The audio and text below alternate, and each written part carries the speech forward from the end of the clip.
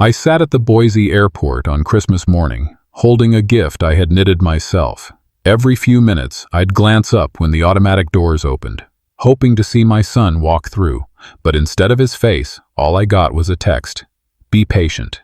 After 6 hours alone, I took a taxi to his house. Through the window, I saw them already eating, laughing, plates full, not a chair left for me. My gift slipped from my hands onto the floor. No one stood up. That night, in the guest room beside the kitchen, I overheard my own son whisper, "He probably won't remember any of this anyway." They didn't know I had already rewritten my will, removing their names and locking the real inheritance behind a trust they'll never access. This week, I mailed 3 envelopes, one for my son, one for his wife, and one for my granddaughter, with the words, "For the day she understands." And the chair they gave me, it was for the dog. Follow my story to the end and comment the city you're watching from so I know where the truth still matters. The armrest dug into my side, but I didn't shift, not because I wasn't uncomfortable, I was, but because the gifts on my lap made any movement feel precarious. 6 bags in total, neatly packed, color-coded by recipient, and resting awkwardly against my coat.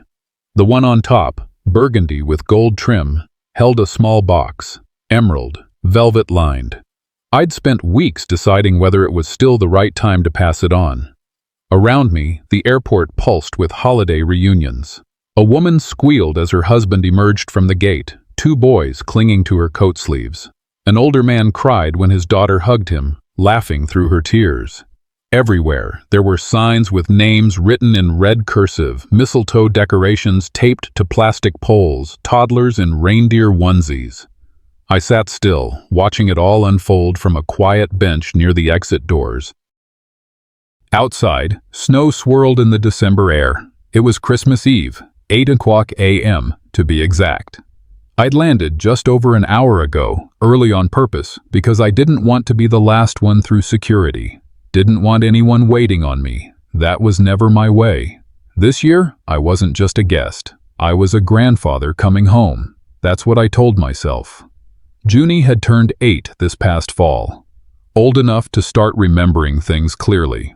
I'd chosen the perfect gift, hand-picked and wrapped without help from store clerks. And this time, I'd get to see her open it. My phone buzzed. A glance showed 3 missed calls, mine to Kellen. Still no reply. I checked again to make sure I hadn't dialed the wrong number. Same as always. The last time I saw my son was at Junie's birthday party the year before. He'd been polite, even warm for about 15 minutes, then spent the rest of the day glued to emails. Mira had said he was swamped at work. I'd believed her, because I wanted to. Because not believing meant I was the problem. Now, another buzz. A text. Be patient. No punctuation. No dad. No apology. I stared at the screen until it dimmed, then placed it carefully on the bench beside me.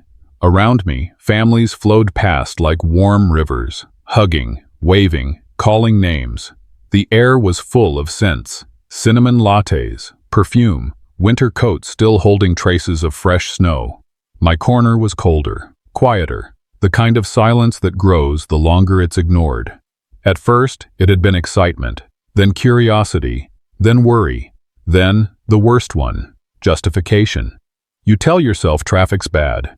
Maybe someone forgot the time. Maybe Junie had a fever. You start creating excuses for them, because facing the truth means facing what you've become in their lives. Optional. By 11 o'clock a.m., I'd moved closer to the exit. Not because I needed a better view, I'd already memorized the arrivals lane, but because I needed to feel like I wasn't completely still. The door opened with a whoosh every few seconds. Each gust carried the scent of slush and distant pine. A little girl in a red coat ran up, her eyes wide. "Are you lost, Grandpa?" I blinked, startled. "No, sweetheart, I'm just waiting." Her mother hustled over, grabbed her hand. "Don't bother him, sweetie." As they walked off, I noticed something sharp inside me. Not anger, not embarrassment, but something heavier, something older. I adjusted my scarf, gray wool, hand-knitted over the past few weeks, for Kellen. I'd imagined the look on his face when he opened it. A real smile, maybe. One that didn't feel forced. Now, the scarf just kept my throat from freezing. At 1:00 p.m., my phone battery dipped below 30%. I stopped checking it so often. Sat straighter. Still holding the bags. Still hoping to appear collected in case they came through the door any second. Another hour passed, then another. A janitor swept near my feet. "You good, sir?" I nodded once. "Just waiting?" He didn't push. By 3:05 p.m., the bench had grown colder, the crowd thinner. People had places to be, dinners to prepare, trees to light. I hadn't eaten since Denver. Still, I didn't want to move. Not because I couldn't, but because doing so would mean risking that moment. That one chance when they walked through the door and saw me missing. And what if, this time, I missed my moment? But something had shifted. A new feeling, quiet but firm, started to take hold. Not anger, not even sadness. Something simpler. Recognition. I pulled out my phone.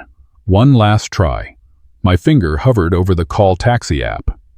At that moment, the bell near the lobby chimed. Someone had just stepped in. The taxi slowed in front of the house on Cherry Creek Drive, its tires whispering against the snow-dusted pavement.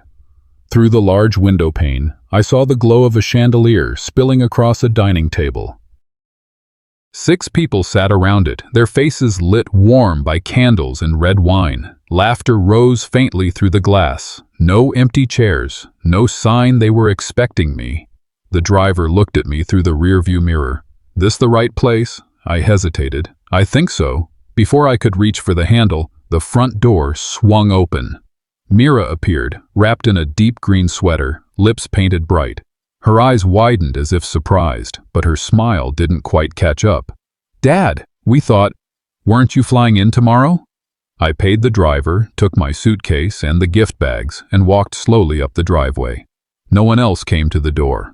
Stepping inside, I was greeted by the scent of roasted ham, cinnamon, and something floral, probably Mira's signature holiday candles. The warmth hit me like a wall, not just the temperature, but the noise, the brightness, the movement. In the dining room, no one stood up. The seats were all taken, plates half full, wine glasses lifted mid-toast. Mira gestured casually. "Come in, we're just finishing dinner." Just finishing. It was 6:20 p.m. I glanced at the table. There was no extra place set, no side plate, no napkin folded on standby. I clutched the gift bags tighter. Junie looked up from her plate. "Hi, Grandpa." Her voice was small, almost neutral. She didn't get up. Kellen remained seated, carving meat.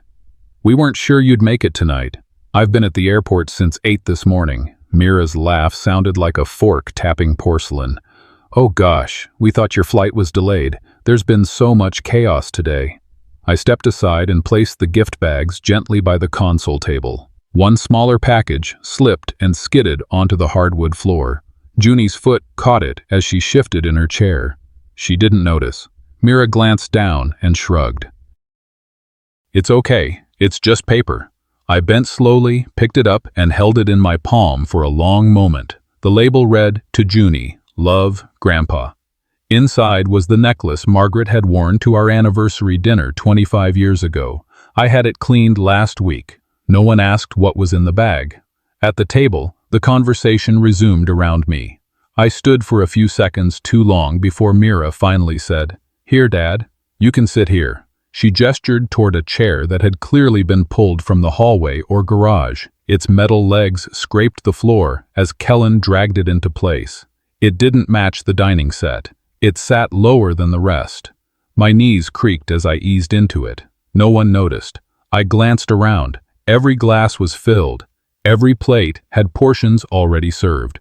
No one offered me a plate. No one asked if I was hungry. Mira kept talking about some holiday pop-up boutique. Her sister was laughing about someone's dog wearing reindeer antlers. Across the table, Roy, Kellen's brother-in-law, raised his brows. "Didn't you say your dad wasn't coming this year?" Mira paused, then looked sideways at Kellen. "We thought his flight got delayed." They exchanged the kind of look people do when caught in a half-lie. I adjusted in the seat, trying to make my back align with the too short backrest. The gift bags were out of sight now, tucked under the sideboard. The burgundy one with the emerald necklace sat tilted against the wall. Kellen finally looked over. "Want wine, Dad?" I nodded. "Sure." He poured without comment, handed me the glass without looking. I sipped. It tasted expensive, hollow. Junie sat quietly, focused on a coloring page next to her plate. She didn't glance up again. The scarf I'd knit for Kellen, the one I wore all day at the airport, now lay draped across my lap. I ran my hand across the stitches. Each loop had been made while thinking about what I'd say to him, how I'd ask if he remembered helping me in the garage, how I'd talk about opening a new kind of shop, just for fun. Now I said nothing, neither did he. Mira chatted about their New Year's plans. Kellen asked Roy about interest rates. No one asked about my trip or how long I'd waited. No one mentioned Christmas at Caldwell. No one said the word welcome. I caught Junie's eyes for a second. She looked at me, then down, then turned her head away, not with cruelty, but with a learned silence, the kind that children absorb like heat from walls. I reached for the napkin at my side and unfolded it slowly. Then I saw it. On the far wall above the fireplace, hung neatly in a white wood frame, was the new Christmas photo. Everyone wore red. Mira, Kellen, Roy, Lindsay, Junie, matching pajamas, mugs of cocoa. Junie was perched on Kellen's shoulders, both grinning. I wasn't in the picture.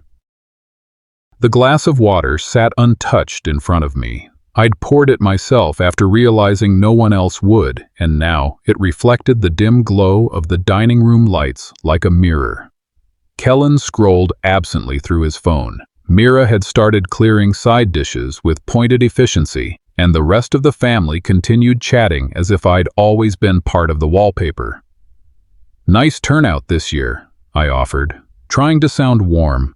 Mira turned her head slightly, mid-walk toward the kitchen. "Yes, it really came together. That photo by the mantel? From last year's brunch. Perfect, right?" I followed her gaze. In the frame, everyone was dressed in matching gray sweaters with red snowflakes. Lindsay had her arm around Roy. Junie sat on Kellen's shoulders again. Mira stood front and center, her smile wide. I recognized the fireplace in the background, but I wasn't in it. "Lovely," I said. That Christmas, I'd been told Junie had the flu. I spent the day fixing a squeaky cabinet door and microwaving leftover ham. I remember thinking maybe they'd reschedule brunch. They hadn't. I stepped into the kitchen and leaned casually near the large whiteboard calendar Mira had mounted on the wall. It was hand-lettered, adorned with seasonal stickers, snowflakes, candy canes, holly leaves. I scanned the notes. XMAS dinner, 6 adults, 2 kids. Underlined in red. Not a mistake. Not a miscount. Just a plan that didn't include me. From the dining room came Kellen's voice. "Hey, Dad, come see the new playhouse we built for Junie tomorrow." I turned slightly. "You mean today?" A beat of silence. Not long, but long enough. Mira laughed lightly. "Oh, right, of course. Just feels like it's already Christmas Day with everything going on." Junie ran past me with a piece of glittery cardboard in her hand. "I made you something," she chirped. "But Mommy said maybe later." I smiled. "Later's fine." I walked back toward the table and sat down just as Kellen leaned over. "So you're still out in Caldwell? Alone?" "Same house, same tools," I replied. "Same silence." Kellen gave an odd little chuckle. "That's stable." Mira chimed in before I could respond. "We've actually been talking about that, Dad. Maybe it's time to think about something more manageable." I looked up. "Like what?" "Well," she said, reaching for her laptop, "we've been researching options, independent living communities, safe, no stairs, on-site staff. You'd have neighbors, activities." "I built that house one brick at a time," I said, keeping my tone even. "My knees may not like the stairs, but my soul does." She laughed, not unkindly. "That's poetic, but not practical." Junie's voice cut in before I could reply. "Grandpa, want to see my new snow globe?" "Of course." I followed her down the hallway, grateful for the interruption. Her room was warm, full of soft pinks and whites, tiny lights draped across the ceiling. The snow globe sat on a shelf next to a stack of storybooks. She handed it to me. Inside was a tiny cabin, pine trees, and a family of bears wearing scarves. "This one's new. They said it's the family cabin edition." I turned the globe gently, watching the snow swirl. "It's beautiful." She sat beside me on the carpet and pointed to a photo taped to her dresser mirror. It showed Mira, Kellen, and Junie laughing in a snowy backyard, holding mugs. The timestamp read, Deck 24, 2022. "Why don't you come to Christmas, Grandpa?" she asked, eyes wide with curiosity, not malice. I looked at her, then the photo again. "I thought I did." She tilted her head, as if trying to solve a riddle. Back at the table, a glass of warm water had been set near my seat. I returned and took a sip. Mira smiled at me briefly and returned to her conversation about vacation plans. No one asked where I'd been. The water was plain, no lemon, no ice, just warm. I let the glass rest in my hand and turned slightly toward the sideboard. Another frame sat there, one I hadn't noticed earlier. It was slightly smaller than the others. The caption read in silver cursive, "The Wiles Family, Christmas 2022. No Hanford." The room they gave me was just off the kitchen, technically a converted laundry room, judging by the plumbing fixtures tucked behind a curtain. Mira smiled as she gestured inside, her voice tight with over-explained cheer. "The guest room's full with Garrett's parents staying over. Hope this one's okay. It's quiet, though." I nodded. The walls were freshly painted, a soft beige, no personal touches. A single bed pushed against one wall, a folding chair in the corner, and a shelf above with paper towels and a basket of unused holiday dish towels. The scent of bleach lingered. "It's fine," I said. She didn't ask if I needed anything else. The door clicked behind her. From the muffled sounds of plates clinking and laughter down the hall, the rest of them were still clearing dinner. I sat on the edge of the bed and began folding my scarf. The stitches looked looser than they had at the airport. Maybe they'd always been that way. I placed the untouched gift bags near the chair, each carefully labeled. The burgundy one for Junie still held the necklace. I'd meant to give it tonight. Now, it didn't seem like there would be a right moment. The hallway creaked. I heard Kellen's voice, lower than usual, laughing. "I'm surprised he didn't just head back home after that wait," Mira responded, tone light. Maybe he finally got the hint. I froze. There was no malice in their voices. That's what made it worse. They sounded casual, like it had been discussed before. Footsteps passed the door. Then came the sound of running water and the creak of pipes. Another voice, soft, curious. "Junie."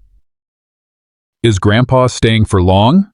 I leaned slightly toward the door. Their voices weren't raised, but they weren't whispering either. They simply didn't think I could hear, Mira answered. "Not if your dad has anything to do with it." A beat, then Kellen added, "He's barely remembering what day it is these days." Laughter again. Junie's voice returned, quieter. "Mommy says he forgets stuff now because he's old, like Ms. Carroll." I sat back slowly, letting the words settle. Margaret and I had taught Junie how to ride a bike in the park near our old house. Kellen had been stuck at work. Mira said she had errands. I ran alongside Junie, holding the seat steady until she found balance. She'd screamed with joy, and I remember thinking, this is the moment she'll carry with her. Now she compared me to Ms. Carroll, the elderly neighbor with early dementia. I reached for the notebook I always kept in my coat pocket. The pen felt heavy in my hand. On the blank page, I wrote, "The erasure doesn't always come from violence. Sometimes it comes from gentle voices." My hand paused. I considered getting up, walking into the living room, demanding a conversation. But I didn't. This wasn't about pride, not anymore. Instead, I unlocked my phone. It took a moment to load, the Wi-Fi slow. Then I typed into the search bar, "Power of Attorney Idaho Elder Rights." Then, "How to Protect Estate from Family Manipulation." It was the first time I'd looked up anything like that. The first time I wondered if maybe the warmth I'd always assumed was still there had long since cooled. A burst of laughter came from the living room. Someone mentioned white elephant gifts. Mira laughed too loudly. I placed the phone on the side table and locked the screen. Then, quietly, I stood and turned the lock on the door. Not because I felt unsafe, not because I feared anything would happen, but because, for once, I wanted the room to be mine. Just mine. In the dim light, I pulled the folding chair closer to the door and sat, scarf in hand, spine straight. They hadn't made me wait tonight. Not really, but I was waiting just the same. This time, for something different. A truth, a reckoning, an answer to a question no one dared ask. Where do I actually fit in this family now? Morning arrived quietly, the way snow falls, without permission, without notice. Light filtered through the half-closed blinds of the guest laundry room. I woke before the rest of the house stirred, body stiff from the awkward mattress and bones stiff from something deeper. I folded the blanket neatly, adjusted the pillow to look untouched, and stepped softly into the kitchen. The house still smelled faintly of last night's roast and pine-scented candles. I moved carefully, not turning on the main light, just enough under-cabinet glow to find the coffee machine. Muscle memory took over. Measure, scoop, pour, wait. While searching for a mug, I opened the wrong cabinet. A folder sat atop a pile of unopened mail, thicker than it should have been. The tab read in Mira's cursive, "Homeownership transfer, Wiles." Curiosity is an old instinct. I wish I hadn't followed it. Inside were notarized documents, the house deed, title transfer, and bank statements. Every page official, stamped, every page absent of my son's name. Mira Landon was now the sole owner of this house. The same house I'd written a $75,000 check to help them secure 5 years ago. The down payment had come from Margaret's life insurance. I remember the call from Kellen then. "Just until we're more stable, Dad." The papers said otherwise. Kellen's name appeared once, faintly signed, dated 1 year ago. The same date as my last birthday. I hadn't gotten a call that day, just a voicemail from Junie that Mira probably reminded her to leave. No card, no dinner, and now, apparently, no ownership. My hands trembled slightly. I turned the last page, flipped it over, a notary stamp, Boise County, time-stamped 10:32 a.m. I'd spent that birthday sanding the porch railing back in Caldwell. Thought about repainting it red, like Margaret once suggested. The paint never came. Next to the folder sat an envelope, not sealed, addressed from the Veterans Council of Western Idaho. I opened it. The words stared back at me like a closed door. Due to cognitive decline, Mr. Hanford is retired from formal involvement. A line scratched through my name. Below it, someone had written, "Representation shifted to Mira Landon. POA verified." My chest tightened. I had helped found that committee 15 years ago, spent countless Sunday mornings folding flags, driving veterans who couldn't drive themselves, cleaning memorial plaques that no one else remembered. The signature at the bottom belonged to Harold Mincy. We served together in '75. He'd sent me a Christmas card every year since 1998. I called his number, still memorized. It rang twice before a groggy voice answered. "Harold? Lowell?" His pause was thick. "Hey buddy, Merry Christmas." "I got the letter." Another pause. I wasn't sure you'd want to talk about it." "You signed off on that?" Your son said it was best not to bother you anymore. Said you were having a hard time keeping up, and, look, I didn't want to, but the board thought." I hung up before he finished. My fingers clutched the phone tighter than I meant. I let it rest on the counter, then slowly reached for my own notebook. I opened a new tab on my phone. The screen glowed in the dim kitchen. Idaho Elder Abuse Law. Property fraud, family. Power of attorney reversal. The coffee finished brewing. Footsteps approached. I closed the tabs, face calm, hands still. Mira entered in a plush gray robe, hair tied back. She smiled, like nothing had happened. "Couldn't sleep?" I stirred my coffee. "I slept well, but now I'm wide awake." She followed my glance to the table, saw the folder ajar. Without missing a beat, she gathered the papers. "Oh, those are just refi docs. You know, boring stuff. Financial noise?" I didn't stop her, but I looked long, not at the papers, at her, at the calm in her voice, at the practiced dismissal. "Boring," I murmured once she turned. Is never how I'd describe erasure. I took a sip. The bitterness wasn't from the brew. Later, after she returned upstairs, I sat alone. No music, no morning TV, just the sound of my pen against paper. December 25th, confirmed removal from property and community. LH, for the record. The house had quieted again after the post-lunch frenzy. Boxes of ornaments sat half-sealed in the hallway, mirrors labeled Ziplocs of decorations ready for storage. I excused myself with a soft, "I'll just look for my old notebook," and no one stopped me. Kellen was in the garage arguing over a trash bag, Mira sorting dishware by brand. I found the office door ajar. The room was carefully curated, clean shelves, minimalist decor, dark furniture, a framed degree from Boise State, another certificate of appreciation from a veterans charity, one I had helped fund.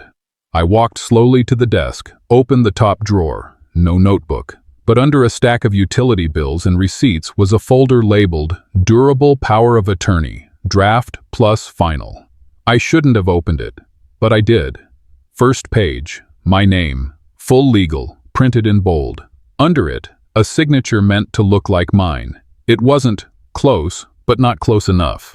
I sat down slowly, adjusting the angle of the desk lamp to see better. I flipped to the notarized page, dated, stamped, witness signatures. But the signature for Lowell Hanford looked suspiciously like it had been traced or copied from a scanned image. Top corner had a note in Mira's handwriting. Deadline, must be signed before Jan 3. Trigger investment reallocation. I stared at that phrase longer than anything else. Not request for approval. Not discussion to have, just must be signed. The stapled corner tugged free in my hand. I folded the last page carefully and took out my phone. Snapped a photo. Noted the notary license number. Jotted down the serial.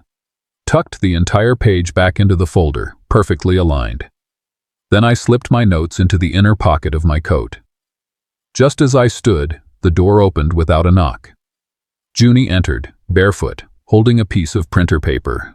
"Grandpa," she whispered, "I drew our house, the big one, but Mommy says we're selling it soon." I knelt beside her, accepting the crayon-scrawled home, a treehouse hung lopsided in the corner. A red car in the driveway, and, to my surprise, a small figure in the top window holding what looked like a cup of coffee. She'd drawn me in. "That's me?" I asked, tapping the window. She nodded. "You always drink coffee in the morning." I smiled, genuinely this time, but behind it, my pulse thudded. From the hall, Mira called, "Junie, don't bother Grandpa. He gets overwhelmed sometimes." I looked down at Junie. I am overwhelmed, yes, but not by drawings. She didn't understand the nuance, but she leaned against me anyway. That night, after everyone retired to their corners, I sat alone at the small work desk in my temporary room. Mira's printer sat beside the lamp. It was wireless, connected to the house network. I loaded the POA draft from my phone, printed it, one clean copy. I scanned it back to myself, saved it to a private email address I'd created months ago, more out of habit than suspicion. Subject line, "In case I forget who I am." After dinner, Kellen found me sitting in the den, the printed paper folded beside my cup. "Dad," he said, "I know things feel rushed, but we're just trying to help simplify life for you." I looked at him. Help doesn't come in envelopes I never opened. He shifted, clearing his throat. "It's just paperwork." "So was the Constitution," I replied. He didn't laugh. He didn't argue. Mira entered behind him, ushering Junie toward the stairs. "Sweetie, go brush your teeth. Grandpa needs rest." When Junie was out of earshot, Mira sat opposite me. "Dad, this is a difficult transition, but don't worry. We'll take care of everything." I stood, slowly. My spine felt tired but steady. "You already tried," I said. Not coldly, not angrily, just plainly. In my room, I locked the door. I placed the printed POA on the desk and reached for a pen. In the top corner, I wrote in block letters, unsigned, unwilling, unforgiven. The murmur of post-dinner conversation hummed softly through the house as I stepped out of the guest room. The hallway smelled of pine-scented cleaner and leftover ham.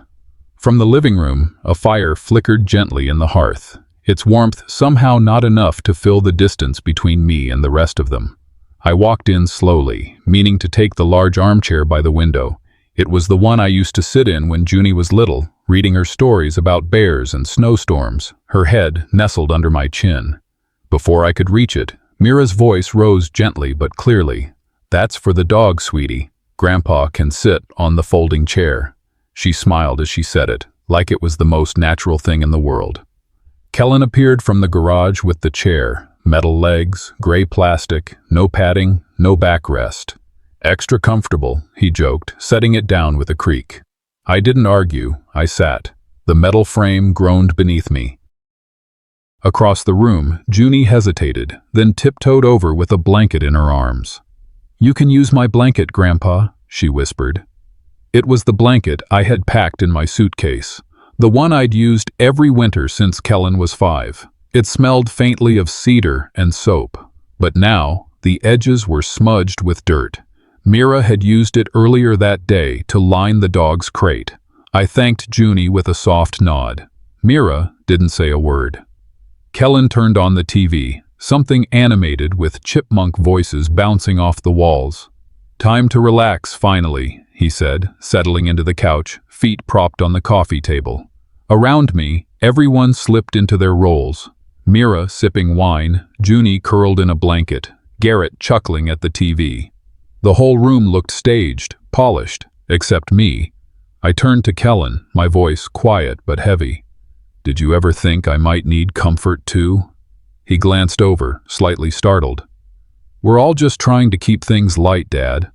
I didn't reply. I didn't have to. Mira sipped her wine, scrolling on her phone. "I think we should book that January trip now before prices spike," she murmured. Kellen nodded. She added, "Should we use Dad's miles?" That got me. I looked up slowly. "They're not yours to spend." Mira froze mid-scroll. The air thickened. Junie's eyes darted between us. "Are you mad, Grandpa?" I took a deep breath, then stood.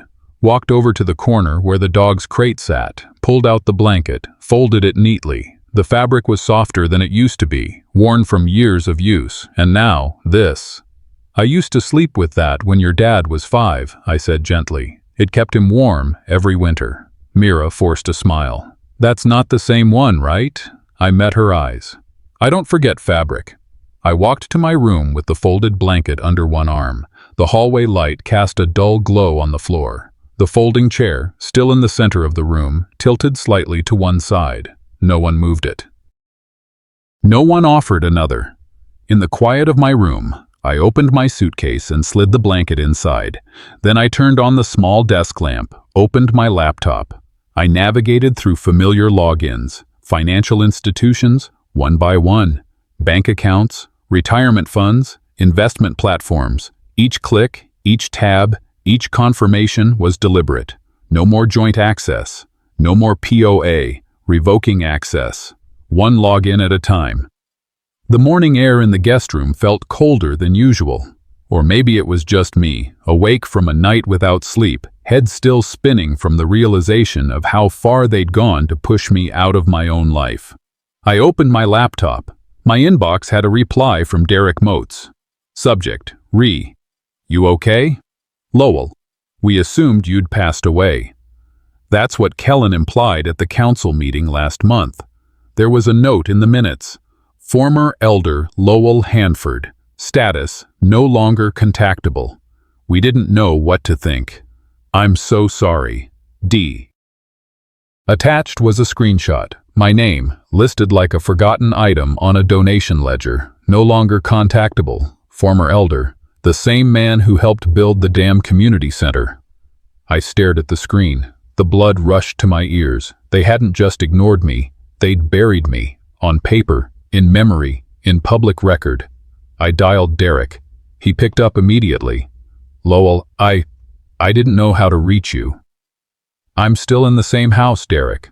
The same address, same number. What changed was them." His voice lowered.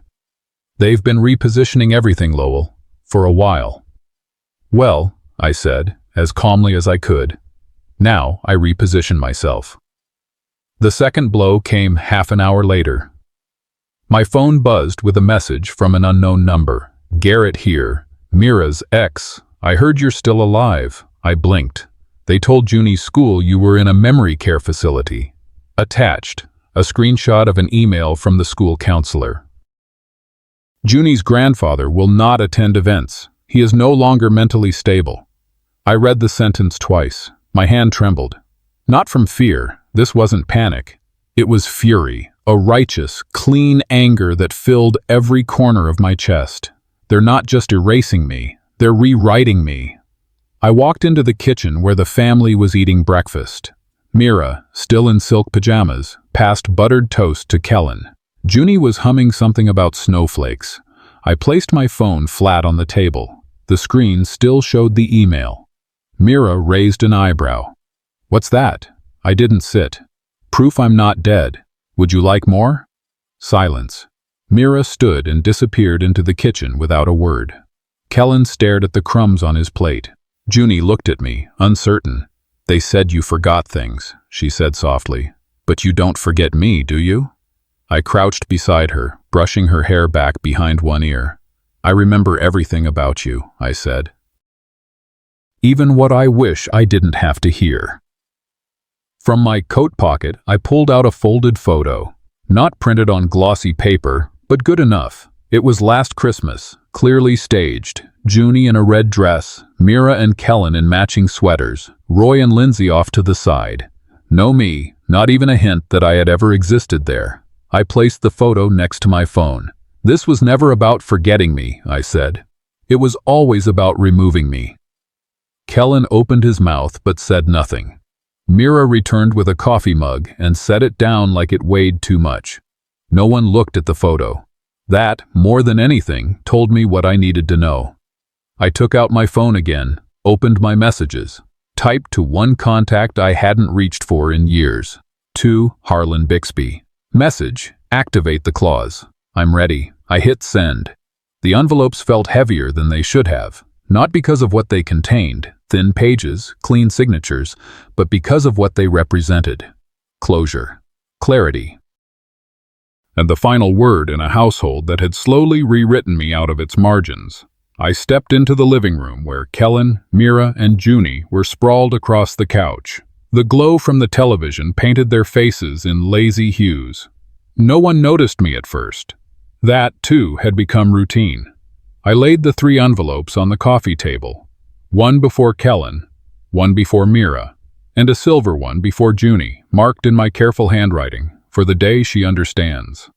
Kellen looked up, his brow creased. "What's this?" "Instructions," I said, voice even. "For after." Mira reached for hers, curiosity flickering into guarded suspicion. She opened the flap, her expression changing with each line she read. Revocation of rights.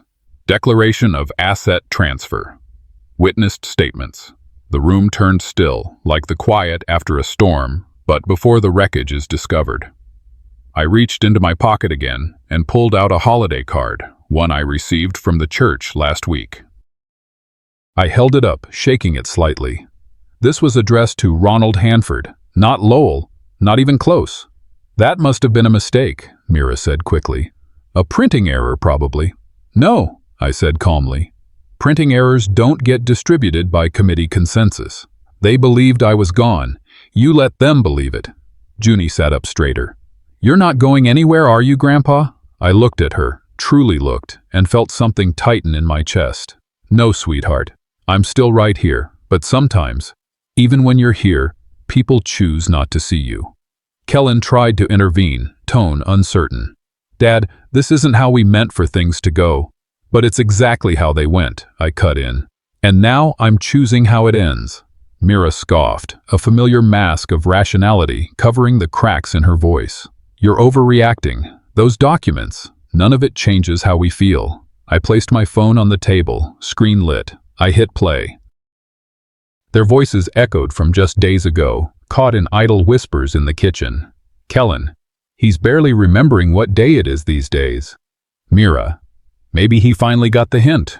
Junie's small voice. Is Grandpa staying for long? When the audio ended, silence took over, not one of peace, but of being exposed. Mira's face blanched. "You recorded us?" "No," I replied. "I remembered you." "That's worse, isn't it?" I picked up the 2 envelopes marked for them. "These are no longer yours to open." Only Junie's stayed on the table, untouched. "She deserves to know the truth from the start." Kellen stood, his voice rough. "Dad, please, you don't have to do this." "I already did," I said, walking toward the stairs. "I waited too long to reclaim my voice. Now, I'm simply using it." As I climbed each step, I could feel their eyes following me, but no one moved. Their silence, at last, was loud. In the privacy of the guest room, I placed a call. "Bixby here," came the attorney's voice.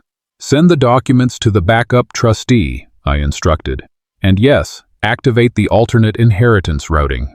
On my desk lay the family photo they'd left out. I turned it over, penned one final line across the back. "This time, I will be remembered right." The morning light spilled across the dining room table, filtering through the frosted windows. Mira sat hunched over her laptop, scrolling through bank accounts, her face taut with quiet calculation. I stepped in, holding the familiar gray external hard drive I'd kept since the early 2000s. Without a word, I plugged it into her laptop's USB port, typed in a long-forgotten but never-abandoned password, and watched the dashboard unfold. Mira turned, stunned. "How do you still know the login?" I didn't flinch. "I built that password before you ever joined this family." Click. A window opened, 3 files loaded, one labeled, Hanford Will Updated Final.pdf. I printed each copy. One for the bank, one for my lawyer Harlan. One to stay locked in the Caldwell house, the house still under my name, despite what they assumed. Kellen appeared in the doorway, still in pajamas, rubbing his eyes. "You're really doing this?" "I already did," I said, folding each document into its envelope. Junie padded into the room, clutching a worn storybook I'd given her for her last birthday. "I read this again," she whispered. "But Mommy said you didn't write it." I knelt, flipping to the inside cover.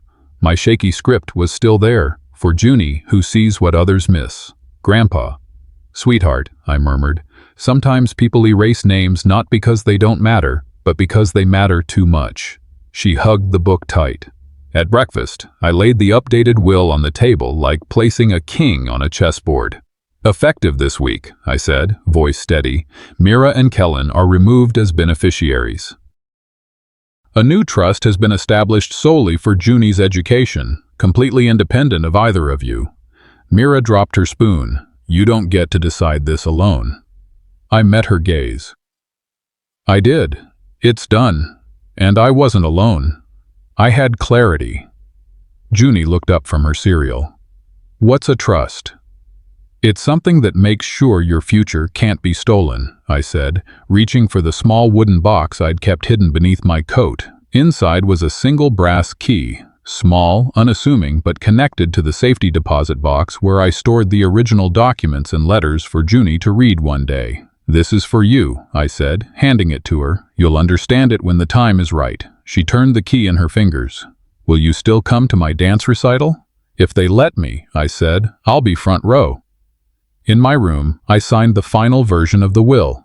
My name, in blue ink, against the page. A clean signature, still firm, still mine. I sealed it in a thick envelope and wrote across the front, "Final will, version that remembers the truth." Outside the window, snow began to melt in patches along the sidewalk. My phone buzzed. A message from Harlan. "All documents filed. You are officially protected. They can't touch you, or what you've built." I stared at the screen, then typed slowly. Now let's build what they can't erase. The suitcase lay open on the bed, half packed. Neatly folded inside, the soft, worn blanket Junie had once laid over my lap. The fairy tale book with my faded inscription, the creased family photo where I did not appear, and one silver envelope bearing her name. I tucked the envelope between the book's pages and zipped the case slowly, deliberately. Footsteps approached. Junie peeked into the room, barefoot, her eyes solemn. She climbed onto the bed without a word, sat beside the suitcase. "Why are you mad at Mommy?" she asked.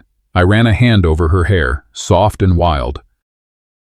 "I'm not mad," I said, finally. "I'm disappointed." She tilted her head, not quite understanding. I added gently, "Because I taught her how to love, and she forgot the lesson." Downstairs, the kitchen was a low hum. Kellen shuffled dishes. Mira scrolled on her phone, tapping nervously. "If he wants to leave, let him," she whispered. "We did nothing wrong."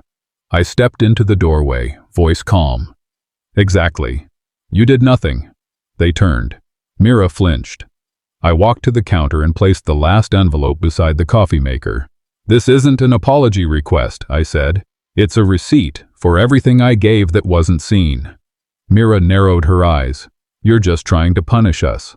I looked at her long and hard. "I already did," I replied. "And the worst punishment is realizing you had a father who still hoped." Junie appeared again, this time holding a folded paper. "I drew this," she said. "So you don't forget what you look like." She handed me a crayon sketch, me sitting under a tree, holding her teddy bear. The lines were crooked, but the eyes, she'd drawn them steady. I smiled, throat tight.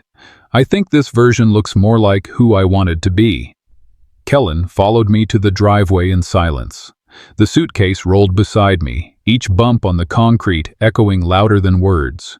He opened the trunk for me, but didn't say goodbye. I turned to the house once more.